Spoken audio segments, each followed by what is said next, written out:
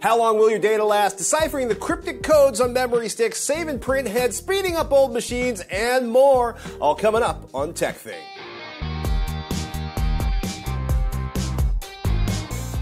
TekThing is brought to you by viewers like you. Please visit us at patreon.com/TekThing to contribute and see our milestone goals. Thank you so much for your support.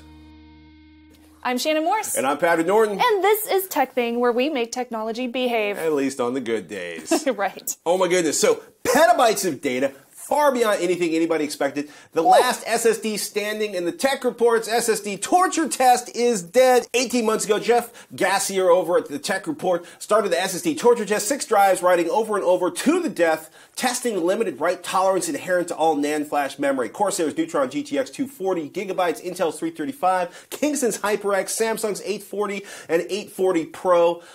First lesson is pretty crazy. It's one... let's talk about this for a second. The first lesson they came up with, quote, all of the drives surpass their official endurance specifications by writing hundreds of terabytes without issue. Here's the deal. Most of us will write a few terabytes a year. Now, if you video edit and you're like churning through you're going to do a lot more. 5 terabytes a week, that's a lot more than the average human. All of them issued smart warnings before their deaths. And I'm quoting here, and quote, it was like after 2.5 petabytes, 2 of them were still standing. So if you're wondering which lasted the longest, go to TechReport.com, read the article. There's an introduction to it. There's sort of updates as you go along. We've been talking about this on Twitch a lot over the last couple of years. This is an amazing, amazing piece of research. Props to Jeff. Props to TechReport.com. I'm so glad they did this. This was really, really interesting. The entire article, it's very long, but it's worth a read. Yeah, and if you read the whole series, it gets pretty crazy because it explains what's going on, what fails on the drives, how they fail, whether they're catastrophic failures or smaller failures over time. This was a small sample. There was one each of 6 different drives, but the key thing for me is that they all lasted well beyond, this is a sophisticated technological term, well beyond their warranty period. That's impressive. I thought it was really cool. Good job, everybody. Yay. Way to go, lasting through your warranty. But some of them lasted much longer than others. Yeah. And whether that's one specific drive or that entire series of drives would require additional testing involving lots more drives and a much larger pool. And you know what? Leave TechReport alone. They've been busting their humps. Thank you, Jeff. Yes, they have. It's been really amazing to watch. Thank you, guys. And speaking of drives and longevity, at KenGenSef tweets, if I backed up data to a hard drive and then unplugged it and stored it somewhere, how long could it sit and still work? He says he's looking to store 1 to 2 terabytes of Lightroom images. He wants to back up to a hard drive and then store it away, maybe to access now and again if needed. So, that's a good question. Yeah, welcome to the world of cold storage, 1. And 2, there may be a follow-up email to this that was... Do you mean like frozen storage? Close. Cold as in not connected to a NAS or a computer or a server, right? So, cold storage is really cool because a lot of stuff, let's say, like a friend of mine makes videos, right? And he finishes Desert People 7, and he's got all the elements for Desert People 7, all the hundreds of hours of video he's captured, all the pictures and stuff, and they all go on a drive, and he finishes editing, and the drive gets put in a case, the case goes on a shelf. Cool. The concern is always where that shelf is and what are the conditions there, right? There's a reason museums and data storage facilities closely monitor temperature and humidity. They want to avoid big temperature swings and dun-dun-dun condensation. Moisture plus hard drive equals premature death, right? Oh, really? Well, you laugh. Well, I'm not talking about dunking it. I know some people who had basements and they had hard drives down there and then it flooded. Right. So there's issues there. It sounds silly, right? Or I have a storage unit, which is essentially a container that sits in a field of gravel, right? Along with a whole bunch of other containers. But the sun comes down. I've measured temperatures upwards of 104 degrees on an 80-degree day inside the trailer. And then it drops down to 60 degrees at night. And, of course, we're next to a bunch of water, so the air is moist anyway. And there's condensation. A lot if you don't use some sort of drying thing. So, having like that drive in a sack in a Ziploc bag with a dry bag in a storage container in an air conditioned and temperate part of your room, right? It's a bigger problem if you live in, the swamps in Louisiana than if you live in the desert. Getting all of that behind us, in theory, it could take decades for the magnetic data on the drive to fade. Our friend Alan Malventano, PCPer's storage maven, added, quote, assuming good environment, the limit is likely the bearings seizing because the oil's dry. Spin them up every few years. Oh, good point. He also recommends multiple copies, preferably with at least one off-site. Like we always tell you, right? 3, 2, 1. Ideally, 3 copies in 2 different locations. 3 copies, 2 different mediums, at least 1 at a different location. Yes, absolutely. Yeah. I'd also add that somewhere around the 3 to 5 mark, you might want to transfer those files to a new media or a new drive. Not so much because the quality of the bits on the platter, but because at some point you're going to go, oh, where'd that IDE, where'd that SATA, where'd that 1394, where'd that SCSI cable reader board card disappear to? Oh, so and then true. suddenly you're on eBay, right? Nothing sucks worse than being pretty sure the photos are on a drive if you could just get a working 10-year-old machine with an ISA card slot and an Ethernet so you can connect that 486 to the Ethernet to take 7 to 9 days to transfer the 8 megabytes for a 486 of files off. Sounds ridiculous, but over time, think about it. If you have a Mac, in the last 5 years, you've gone from USB 2.0 to Lightning to USB 3.0 to USB-C. Right? Okay, so you're like, that's okay, I can transfer into an external drive. Great. I have external drives that the external enclosures are no longer particularly useful because I don't have a 1394 adapter in any machine I own. Can I still buy a 1394 adapter? Yes. Will I still be able to buy a 1394 adapter in 5 years? Maybe, but it might involve going to eBay and finding 3 or 4 of them before I find one that works. So do yourself a favor, keep migrating that media. Take a look at a large offsite backup storage system if you can afford it, because a lot of them are unlimited. Oh, yeah. And you might solve a lot of your problems, but then you get into the whole thing, what if the files are 800 gigabytes and you need them in less than a week? I'm not going to get into that right now. What I am going to get into, though, is what's going on over at Hack5. I'm Darren Kitchen. I host Hack 5 with Shannon here in the same building, and this week Shannon is setting up printers with Raspberry Pis using Google Cloud Print. It's so cool. You can print from anywhere in the world. You can check it out over on the sister show right here, hack5.org. Time for a rapid fire round. 3 questions we're asking about upgrading your tech. Actually, 2 questions about speeding up older tech and 1 question or response about keeping your printer alive. Are you ready? I'm ready. 1. Sim posts on Facebook.com/TekThing. Hello, I love your new show. I have a Mac Pro 2008 desktop computer. What do I need to run the latest Mac operating system? I have the Xeon processor, but no memory and no hard drive. Thanks, Sim. First off, you'll need 2 gigs of memory and at least 8 gigs of storage. So you'll need a hard disk drive or a solid state drive, definitely. And you should run a lot more, at least 8 gigabytes of RAM. You really, really should. Yeah. So luckily, Apple does make it super easy for us. They have a whole website where they list all the additional specs that you'll need to upgrade on their how to upgrade page. So down here you have your general requirements and then your feature requirements. So this is all the new stuff that's available in Yosemite. You will notice that some features won't be available on your 2008 Mac Pro, and that's just because you're going to have to upgrade to one of the newer, 2012 and up editions. So sorry about that. But you can run most of the regular default stuff. Were there SATA ports on a 2008 Mac Pro? Good question. I didn't have one because I'm a PC girl. Remember. It was so long ago. Number 2 is from William. He writes, I got a PC for free that I would like to get some better Windows performance out of. It is a Gateway 4 gig DDR3 8 gigs max and an AMD E1 1200 processor with HD 7310 graphics.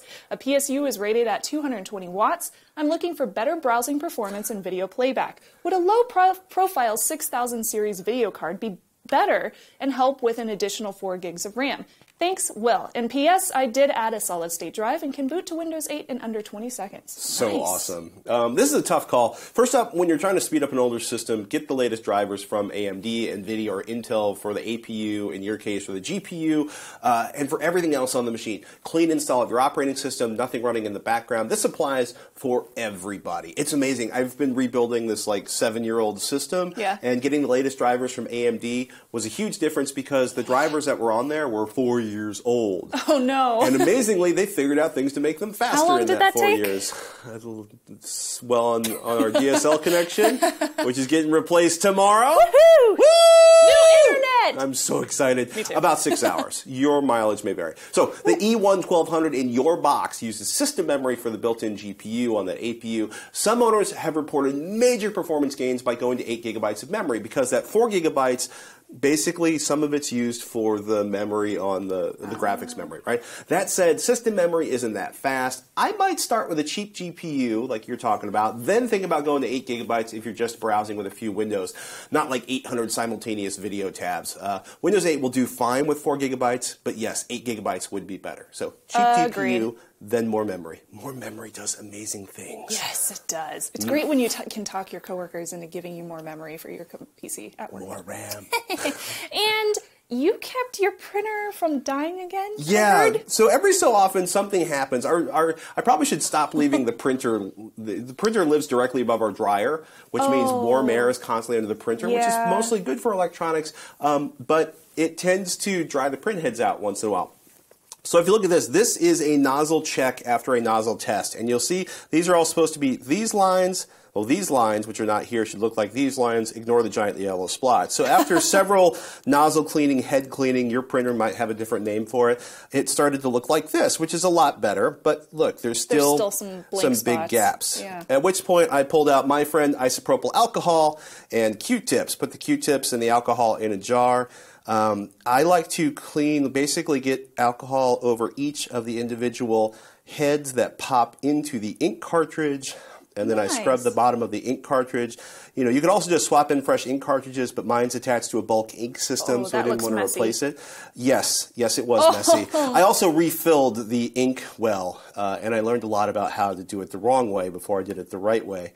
As you can see, it was very colorful. And always make sure small children are nowhere near your inkjet printers, especially if there's 4 gallons of ink outside of them. Do yourself a favor. Try to get isopropyl, 90% isopropyl alcohol from your local drugstore. I use 70% this time, but 90% isopropyl alcohol has the least amount of water and other things, dries the fastest, and is going to be the most aggressive about cleaning your electronics without harming them. Thanks for your questions, guys. Of course, if you have any questions for us, it can be anything. You can tweet at TekThing, post on Facebook.com/TekThing, or you can email us, ask@TekThing.com, and we'll do our best to answer it for you. If you'd like to join us as one of our patrons, please check out our Patreon campaign at patreon.com/TekThing. You can donate however much you want per episode, and every little bit counts. We have lots of goals we want to complete, like keeping the show coming to you each and every week and making it better, and you can make that happen. Don't forget to share the show with your friends and family, and please subscribe to our RSS or our YouTube channel. Thank you so much for supporting TekThing. Hey, something I should point out, the problems we had with the RSS feed last week were actually a problem with the encoding of the files, so I apologize to each and every one of you. We're sorry! Yeah, we screwed up at this end. It was not our CDN, it was not our RSS feed, it was the actual file. We've fixed that. Everything for episode 10 should be working fine, and we have a new process in place for verifying the file before it goes up to the CDN, that's Content Delivery Network. Should you not be down with the alphabet soup of video encoding and delivery? Man, it's a messy soup. But my apologies for the disruption, and it should not happen again. Knock, knock. With that said, Joe writes in, ask@tekthing.com. Can you explain the differences in the alphabet soup that is PC memory? Alphabet soup seems to be a theme today. I go and look at sites like Crucial and Corsair, and TBH, I tend to shop by price because I have no clue what all the gibberish on the screen is. I understand baseball's infield fly rule better than that. For example, 8GB DDR3 PC3-14900 Unbuffered NON-ECC 1.35 volt 1024 megabyte times 64. What? Thanks and welcome back, Joe. Whew. Yeah, I totally agree. We both read your question and we were like, I love this question. It's something that I never really take a close look at, and I was just thinking to myself, he's got a good point. All I usually pay attention to is DDR3 and what size it is. Well, the thing that made me really laugh was, oh, you didn't even get into cache latency issues, dude. Oh, yeah. Oh, yeah, that's a huge thing. Wait, 7! Yeah. So, random access memory. It's the RAM that your processor writes back and forth I probably shouldn't bite it. As long as you're not going to use it again, chew on it all you want. If you pass out, we'll take you to the hospital and tell them you're poisoned. In any case, it's the thing that your operating system is stored on, your programs are stored on, not the hard drive, but basically the CPU goes to the hard drive and loads stuff into main system RAM, and then goes back and forth between system RAM and the cache, and and basically moves things back and forth. This is moving things back and forth. I'm very excited. Like a little happy bunny. So generally, more RAM means more applications can be opened at the same time, and everything's going to run happy and fun and cool times on your PC. And you have to choose RAM that's compatible with your motherboard. For example, 8 gigs is the size, and DDR3 is the type for your example that you wrote to us. DDR3 is the standard today. Older models were called everything from SDRAM to DDR to DDR2, and even DDR4 was released in 2014, although we haven't really seen a lot of them on the market quite yet for PC building. There's one chipset that works with DDR4, and most people don't have it. Yeah, so don't worry about DDR4 right now. Just stick with DDR3. Right. Now, each time a new type is released, it basically doubles the speed from the older models, depending on which one that you decide to buy. No type will work as a replacement for any other type. Each one is going to have a different set of pins up here, and they're going to be shaped a little bit differently. So you don't want to try to replace DDR3 in a motherboard that only accepts DDR4 or DDR2, because it's not going to fit. You're going to run into a little bit of a problem If you make it fit, you broke it. Yeah. So the next thing, that PC3-14900, that's the module name. That's going to be the next part that you'll see in most of the names. This is, for your example, PC3-14900. That's the RAM with a higher module name, generally means that it's also going to be a little bit faster. 14900 RAM has a peak transfer rate of 14,900 megabytes per second. And it's so funny, right? Because if you look at, we've found some pictures like DDR, DDR2, DDR3. You can run a faster DDR3 module in a slower motherboard, but you can't switch DDR3, DDR2. And of course, then there's SO-DIMM modules, which are the ones you find in laptops. Yeah, those are the little ones for laptops. Yeah, but you can see there's the little slot, and they're all in different locations just to irritate you. Just to irritate you. But at least it keeps you from putting the wrong kind into your motherboard. So it's kind of saving you from having to deal with a problem. Now, if there is a number directly after the DDR3 part, that's going to be its maximum clock rate, calculated in megahertz. ECC memory is generally used for servers. That's the next part in the title. And then it's going to offer you a little bit more stability and security for servers. Non-ECC is generally the one that you want to buy if you're a PC builder like me or like Patrick. It's really hard to buy ECC RAM these days. Yes. You only use it for servers, or if you're a really hardcore FreeNAS builder, it's dead to you for the most part otherwise. The 1.35 volts, or V, that's voltage, so that's pretty much self-explanatory. The 1024 megs times 64 looks a little bit weird, but it means it uses a 64-bit data path for a 64-bit motherboard. So if you have a 64-bit MOBO, you want to buy 64-bit data path for your RAM. The 1024 megs indicates the size of the memory chip components on the module. The RAM is built with 8 chips, each with 1024 megs. 1024 megs times 8 chips equals 8 gigs. For example, I have this one, and this one is a total of 4 gigs. Each of these little black things on here, that's a chip. Each chip is 256 megs, so you multiply that by 16 and you get 4 gigs. Huh! Who knew? I know! Yay, math! It came in handy after I graduated. So another thing you might not see in the title would be CAS latency. So this counts how many clock cycles before delivering the requested data. It's normal to see a CAS latency of anything between like 7 to 12, 7 being the fastest because it's latency. You want lower numbers.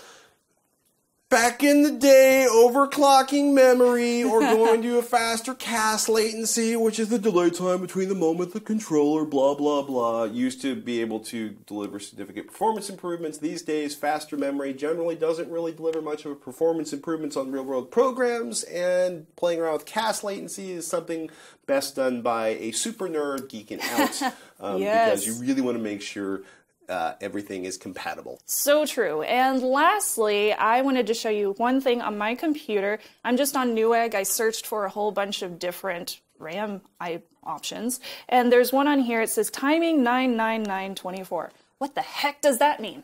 So, 4 different digits. These are going to tell you how many clock cycles it takes to do a certain task, and there's 4 different tasks. So lower numbers are going to be better. If you have one that says 99924, like this one, or the one next to it that just says 999, you might have another one on here. Here we go, 910, 928. So those are kind of weird. So let's take our 99924 example. That means the CAS latency is 9, that's the first number. TRCD, or how long it takes between activation of lines and columns, because all the data in RAM is basically lined up like that in the RAM. It's going to also take 9 clock cycles. TRP, or how long it takes to disable one line and begin a new line of data, is also 9. And then TRAS is how long the memory has to wait till it can actually access more data, and that's going to be 24 cycles. So lower is better. So now you know, and you can go over to Newegg or Tiger Direct or your local Micro Center or wherever the heck you want to go, and you can buy RAM because you fully understand what all those freaky numbers mean. Congratulations. Well done. I got really excited. It was like reading a special handbook all about RAM. Yeah, the best part is when you get a RAM stick out of an old machine and it's fallen off because the glue's fallen off the paper. Oh, no. If you get really lucky, there will be identifying marks or FCC marks on it that will help you to search online to find it. Mushkin. Nice RAM. Linus writes in, hello, TekThing. I love your show. I followed you when you had the show called Tekzilla. Thank you, Linus. Now to the question. What are you thinking about the Pebble smartwatch? Regards, Linus in Sweden. Shannon, who covets a stylish and sophisticated smartwatch, is going to take this one on. What can I say? I like my style, because you can be styly and geeky at the same time. You don't want to pay like $350 so you can talk at your watch for 2 hours? To be honest, a Moto 360, it's just way too big for me. It's true. So Pebble's back. They have a Kickstarter going on again. I have this pulled up on my computer. It's the new Pebble smartwatch called No Compromises. I love that it's like 19 million pledged. I know. Crazy. $500,000 goal. 9 days to go. I think they reached their goal. I think. So this time they have color e-paper instead of black. It's 7 days of battery life and a timeline interface, and I'll speak about that in a bit. They also have it labeled as a new title. It's called the Pebble Time. It has a microphone built in, which is great, so you can actually talk to it. It has water resistance, just like the original. It's customizable with all the existing applications, because there's like thousands of them. And they also have a version called the Pebble Time Steel, which is the more expensive one with stainless steel casing and a nice leather band, 10 days of battery, and a steel strap also comes with it. So it looks really clean. It's a really nice, neat interface. I like the color on it. I'm really curious about this timeline interface because they say it's supposed to generate all your information for the day into one nice long schedule, and you can just scroll up and look at each thing, which I think would really help with productivity. The straps, not a big fan of. They are not really stylish, to be honest. I don't think they would look good on my teeny tiny wrists.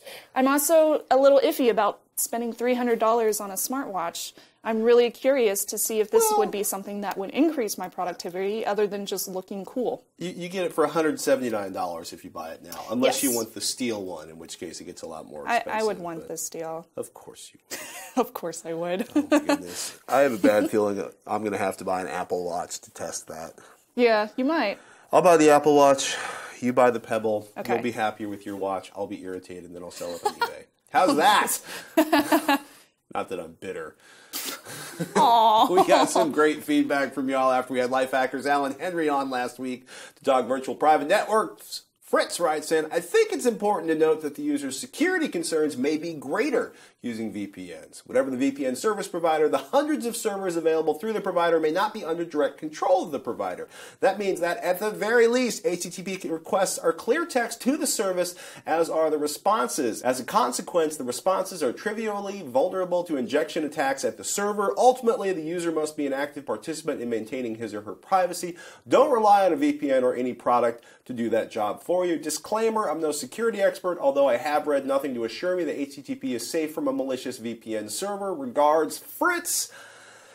This is why I log into Google and HTTPS. I log into, that's why Gmail for default is HTTPS. This is why YouTube is HTTPS. And one of the things a lot of smart companies have done is create a secure connection between their server and your server, no matter what's in between. It can get more complicated, and yes, you should always be concerned, but the better VPNs are probably, using any of the better VPNs is probably 1,000 times better than being like, I'm in the hotel here in Atlanta, and I'm gonna connect to my bank. I'm not saying your security is gonna be compromised, but you're much more likely to get your ass kicked, say, whether it's Atlanta, New York, Las Vegas. People do terrible things to hotel internet networks.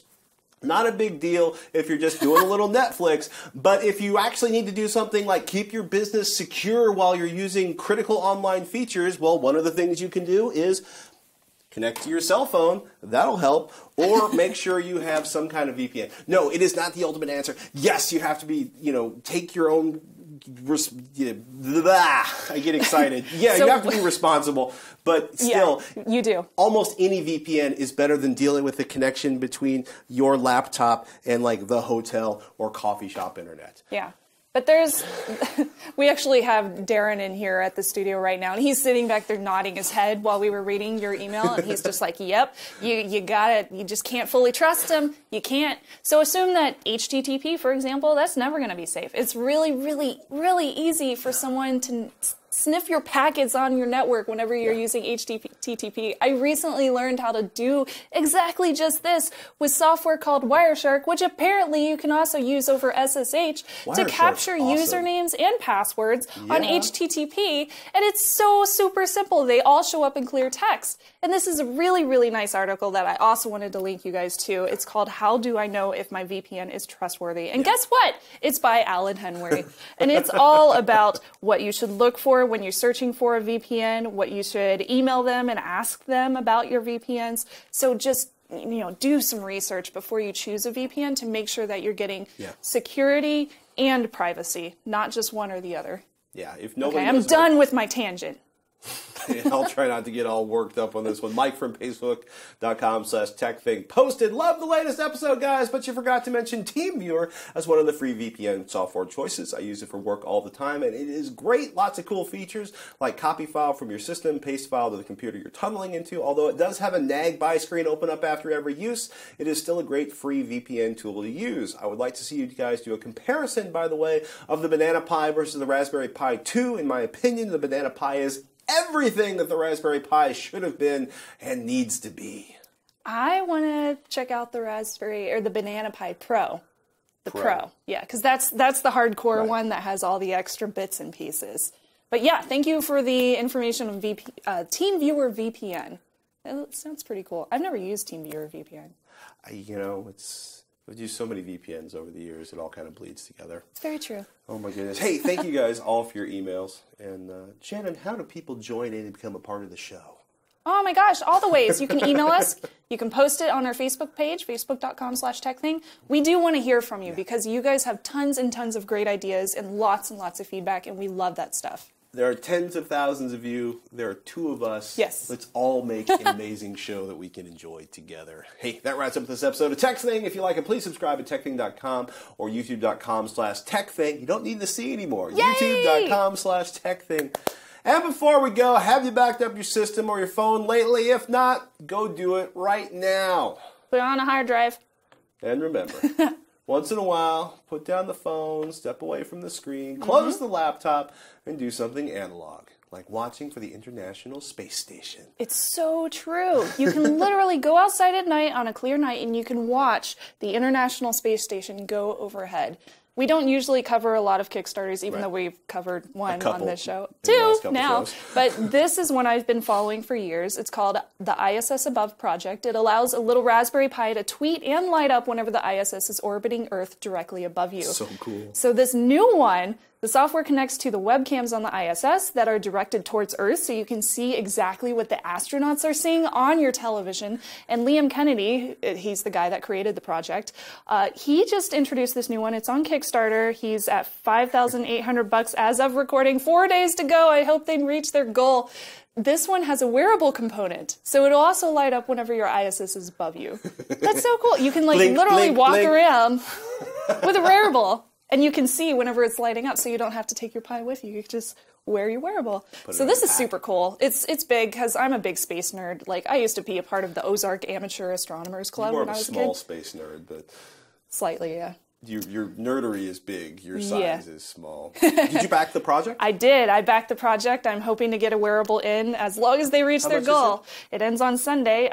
You can get the simple one for, let's see, $50 if you already have some of the parts. Okay. I backed the one at $90 because I already have the Raspberry Pi.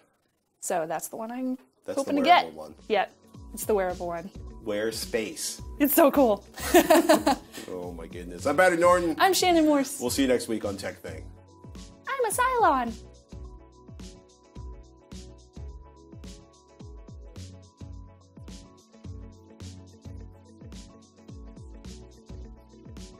They're right here. Who's your favorite patron that's going on? That one. Yeah, what about the other one? He's cool. Oh my gosh, you have? It was the thing. Nice. You play rugby, He's you cool. see a lot of people naked. Good guy. Dude, what's up, man? Bob. Hey. She's cool. George. Yeah. Amazing work. Super cool. Thanks to each and every one of you. Thank you so much for supporting us so we can do the show for you. Yes. You guys rock. You do. We love you. No. Yeah. But it's not going to help you because there's cameras everywhere. Yeah. And you still got to get out of the desert. You do. Should you clear the security inside the casino? Or Shannon, you should bulk up. Okay. I know. If I take it, does that help if I take a half step? Well, you need a drone that can lift a man that is not going to show up on radar.